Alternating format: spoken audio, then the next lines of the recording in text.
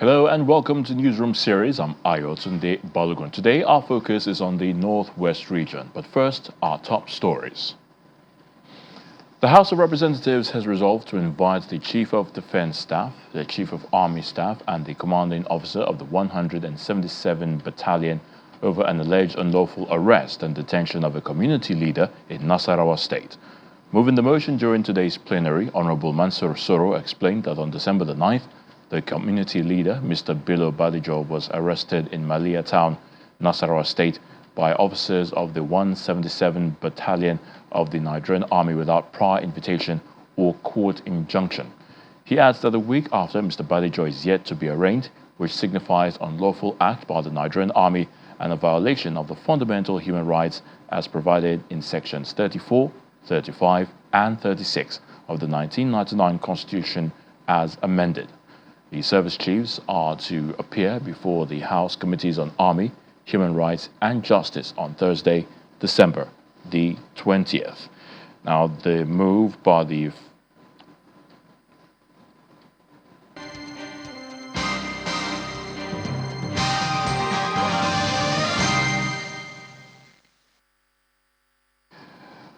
Governor Ubasani of Kaduna State has signed the 2025 appropriation bill into law, totaling 790 billion naira, a move which is expected to facilitate the implementation of various projects and programs in the state by next year. Now, speaking during the signing of the budget at the Executive Council chamber of Sir Kashim Ibrahim House, Governor Sani says the budget will prioritize rural transformation and promote social equality.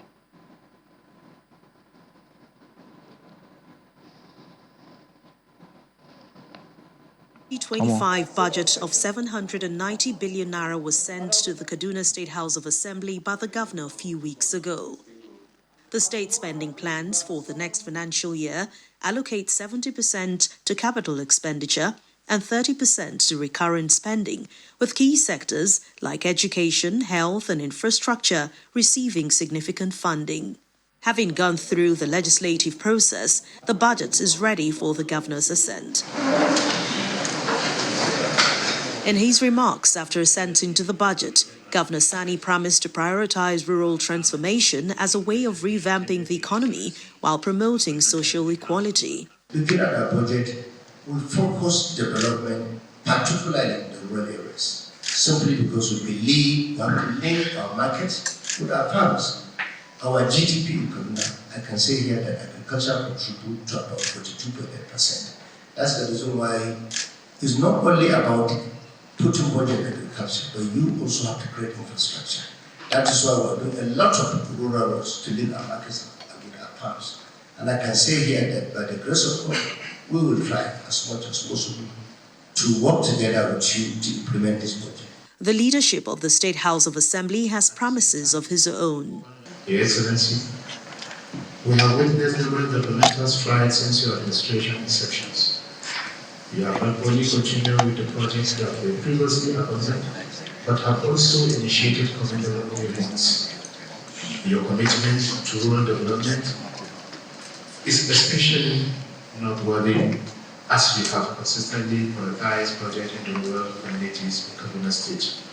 Giving a breakdown of the budget expenditure, the Commissioner of Budget and Planning provides further details of the budget funding, which will be primarily done through an increase in the state's internal revenue, with less emphasis on borrowing. In the budget, we did not include or we do not intend to borrow any money for a loan. What we are going to do, of course, the past administration had already signed documents and they had borrowed, and it's going to be costly for us we decide to say not to draw down on those loans. So we are forced to draw down on those loans because the cost of not borrowing is higher than living it. The budget will continue to manage and will continue to look for other sources. As you can see, the effort of His Excellency, the Governor, he's been able to manage the little resources that we have to the extent that we have not borrowed. The 2025 budget is the first full one to be made by the Governor Ubasani administration since it came into office. Talking education now, students across Zamfara State have presented a detailed agenda to the Ministry of Education outlining their expectations and pressing issues for the year 2025. The agenda, which emphasizes the need for improved infrastructure, establishment of Students' Trust Fund, and greater investment in technology, has sparked discussions on the future of education in the state. Meanwhile, the Zamfara State government is collaborating with several civil society organizations and NGOs to create second chance education for out-of-school girls. In the wake of Zamfara State Governor Dauda Lawal's decision to allocate 14.62% of the proposed 2025 budget, which is the 79.6 billion naira, to the education sector, students across the state have outlined their expectations for the Ministry of Education. The governor unveiled the budget during a recent presentation at the State House of Assembly, emphasizing his administration's commitments to revitalizing the state's educational system. Education and health, being the most critical components of the sector, received the highest allocation of 14.62% and 11.77% respectively.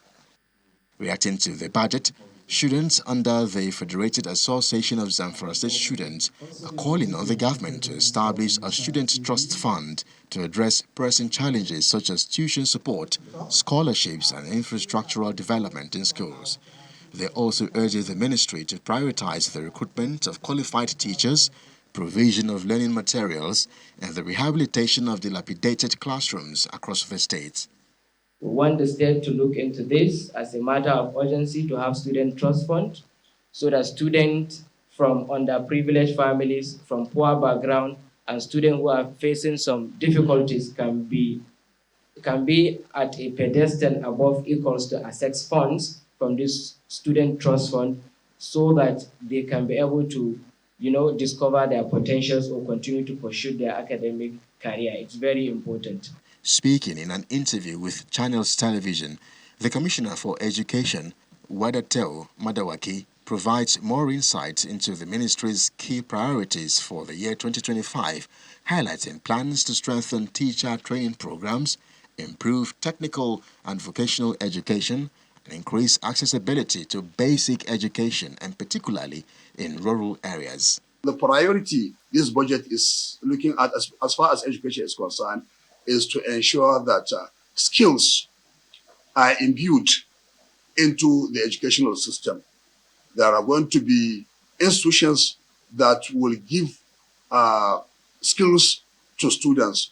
We are working towards ensuring that where we have the technical, vocational schools, the science schools, sciences, and then the entrepreneurship schools are going to be upgraded and they are going to be well equipped. The education sector in Zamfara State has faced significant challenges over the years, including inadequate funding and high dropout rates, particularly for girls, a reason why the state government is collaborating with several civil society organizations and NGOs to create second chance education for out-of-school girls.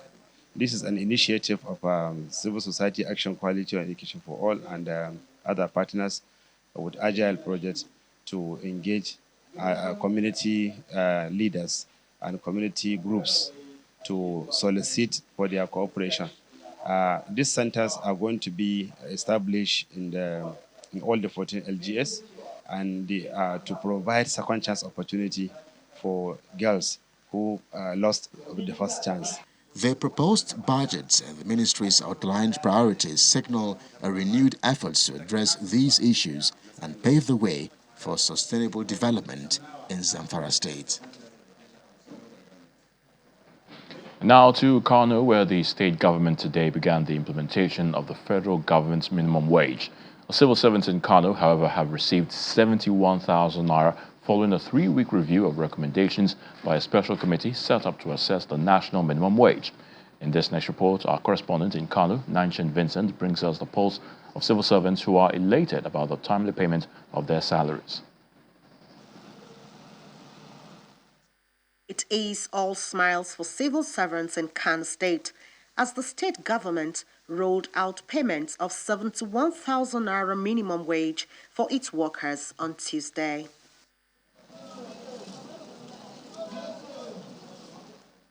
The Kano State head of civil service notes that the state is known for always raising the bar whenever it comes to minimum wage.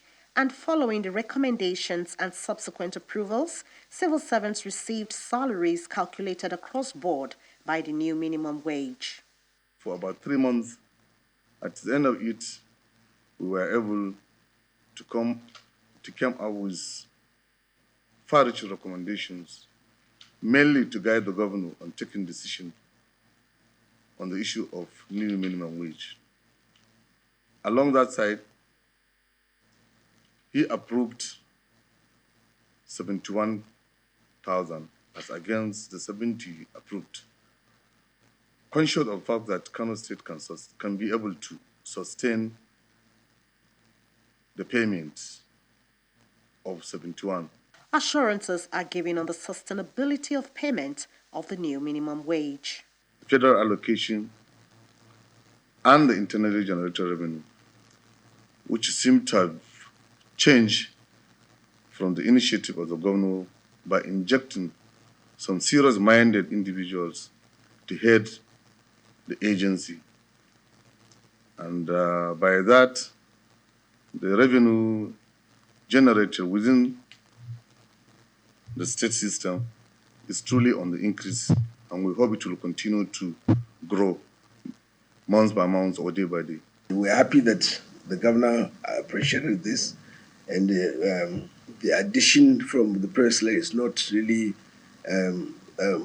more than what government can sustain. So this is quite sustainable, and I'm sure it will continue.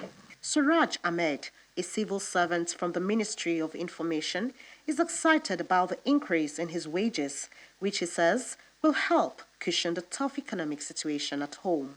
A lot of things is going to change. If you ask my wife, she can tell you the kind of, even my cooking, we cook a delicious cook in the house. and every one of my family, they are very, very happy, very, very happy. It is an atmosphere of appreciation to the Kano State Governor, Abba Yusuf, for making good his promise to pay. People are very, very happy, and they are very, very happy, especially with the governor and the way he handled things, especially when it affects civil servants. The state government appeals to Kano civil servants to remain committed to being the best at their jobs so as to keep the wheels of progress turning in the state civil service. From Kano Commercial City, Nanchin Vincent, Channels Television News. The Katsina State government has pledged to intensify the fight against gender-based violence aimed at protecting the rights and well-being of women and girls across the state. The State Commissioner for Women Affairs, Hadiza Yaradua, stated this in a town hall meeting with stakeholders to commemorate the 2024 16 Days of Activism Against Gender-Based Violence held at the banquet hall of the Katsina Government House. The fight against gender-based violence, according to the Commissioner, is far from over, hence the need for collective action.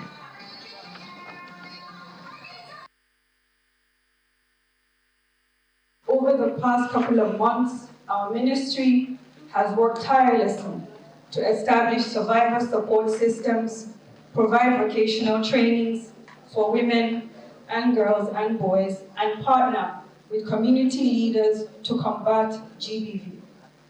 These efforts are steps in the right direction, but they must be sustained and scaled up. Gender-based violence is not only a violation of human rights, it is an impediment to our state's progress. No society can thrive when half of its population is held back by fear, abuse, or inequality. This is why today's event is so important. It serves as an opportunity for us to listen, to learn, to collaborate, and develop actionable solutions that make a tangible difference in the lives of our women, girls, and boys. Welcome back. In a bid to empower women SMEs in Kebbi State, wife of the Kebbi State Governor Hajia Nafisa Idris has provided financial support of 50 million naira to women entrepreneurs to enhance their businesses. The donation was announced during the Kebbi Business Exhibition, an annual event aimed at promoting women entrepreneurs held in Birnin Kebbi. The Kebbi State Annual Business Expo serves as a platform for women entrepreneurs in the state to network and promote their businesses. this year's event, hosted by the wife of Kebbi State Governor, Nafisa Nasir Idris, was attended by the wife of the Katsina State Governor, Hafsat Diko Rada. Speaking at the event in the local dialect, Mrs. Nasir Idris emphasizes that the state is blessed with passionate and innovative women entrepreneurs. She encourages the women to register their businesses and utilize the grants effectively to expand their enterprises. Her counterpart in Katsina State, Hafsat Diko Rada, and the wife of the Secretary to the Kebbi State Government, Asmao Yakubu Bala, commend the initiative and urge beneficiaries to make good use of the support to grow their businesses and improve their families' living condition. I want to urge them to utilize it wisely so that the people under them, their dependents, can benefit from it. This is not the first time. This government has done it separately. But honestly, I'm so much impressed because most of the entrepreneurs are young girls. Because they had the spirit of that entrepreneurship, inshallah, they will expand to their younger ones and to their children. Some women entrepreneurs showcase their businesses while calling for increased social interventions to support more women in the state. So my call to my fellow youth is don't wait for government job and don't wait to have a lot of capital before you start your own business. No matter how little the capital is, you can start your business. They believe exhibitions like this and financial intervention will significantly enhance their contributions to their families and make them self-reliant.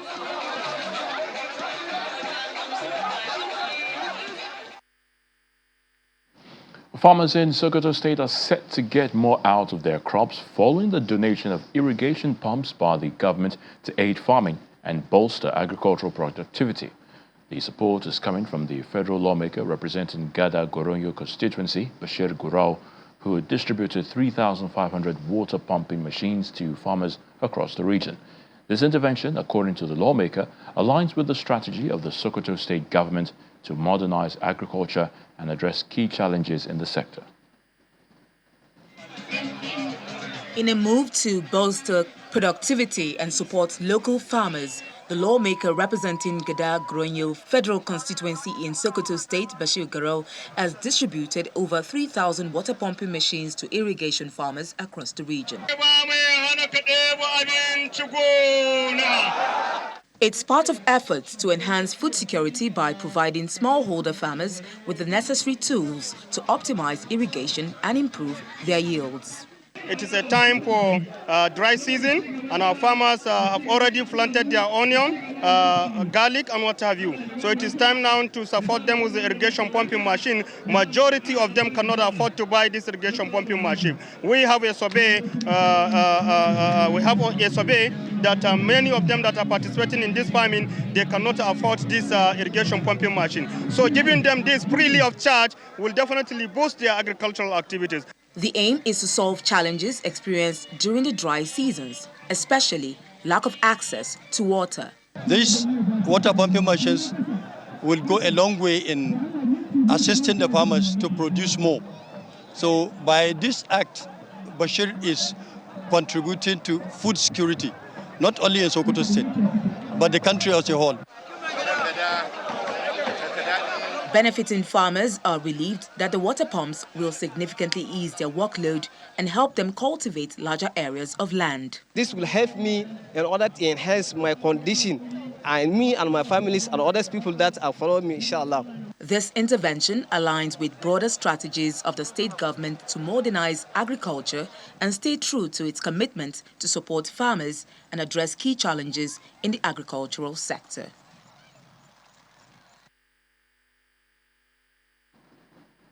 In Jigawa, the State Public Complaints and Anti-Corruption Commission has arrested 9 suspects for allegedly diverting subsidized fertilizers meant for distribution to farmers under the federal government's agricultural support program.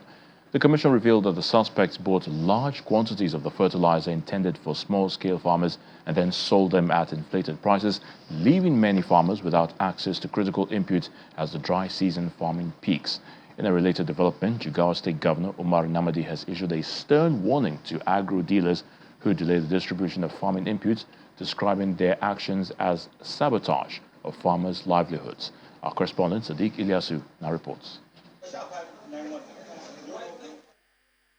Dry season farming has begun in earnest across Jigawa State, with thousands of farmers relying on federal government subsidized fertilizers to boost crop yields.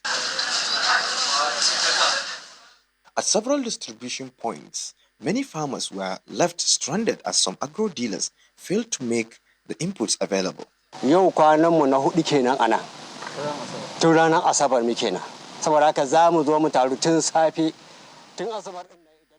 have been here since morning and nobody to attend to us. The season has already begun and we need to start applying the fertilizers. In contrast, operations at other centers were seamless, with farmers accessing their allocated fertilizers without hitches. Our suppliers and agro dealers supply that of 800 farmers, but on the starting day, our agro dealer of Atapi received a letter that Jigawa State EOP will be 5 bags instead of 3. So I called him, he said yes, we should continue giving 5 bags of the MPK and urea and 1 bags of 50 kg of wheat seeds.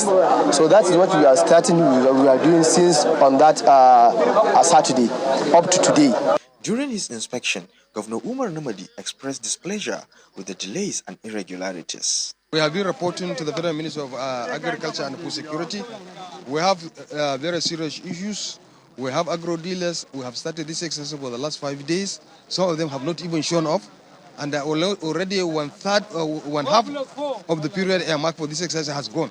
And the agro dealer has not shown up. So that means it will be difficult for the farmers to get this input to go to the farm. And this is very, very serious. And that means it's sabotaging the whole exercise. So I think it is better for the Federal Ministry of Agriculture and Food Security to wake up and talk to these agro dealers, so that otherwise this program will be sabotaged. He highlighted instances where farmers were charged above the subsidized rates and warned that his administration would not tolerate such exploitation. So again, we have realized that people are adding money to the money that farmers are supposed to pay. Farmers are supposed to pay 159,187 so that to collect their input. And the federal government, under the president, has subsidized 50%. And now somebody is coming to add another 5,000, 8,000 to the farmers. This is very, very unfair.